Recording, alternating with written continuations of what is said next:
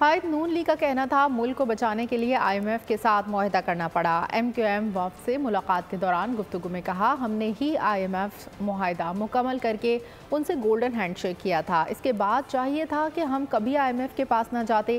بجلی کے ریٹ بھی پچھلے زمانے میں بڑھے ہیں۔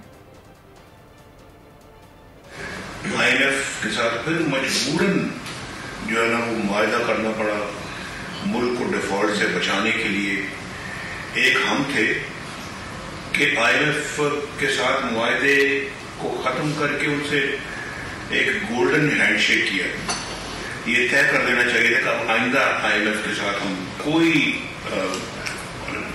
لون نہیں لیں گے اور کوئی اپنا ان سے مدد نہیں مانگیں گے، کسی سے بھی نہیں مانگیں گے۔ لوگوں کو یہ بتانا چاہیے کہ بجلی کے ریٹ بھی اس زمانے سے بڑھے، ڈالر کا ریٹ بھی اس زمانے سے بڑھا ہے، اور اس کے بعد اسٹاک مارکیٹ کریش ہوئی، آپ کا GDP گروتھ ریٹ آپ کا بہت گر گیا، آپ کے ملک کے اندر مہنگائی کا طوفان آ گیا، اور روٹی مہنگی ہو گئی، سبزیاں مہنگی ہو گئی، بجلی مہنگی ہو گئی، کہ ہمارے زمانے کی 4 روپے کی روٹی جو ہے آج 20 روپے میں ملتی ہے۔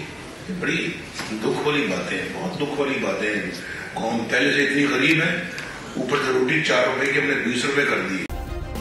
سبسکرائب کریں اور بیل دبائیں تاکہ کوئی خبر رہ نہ جائے۔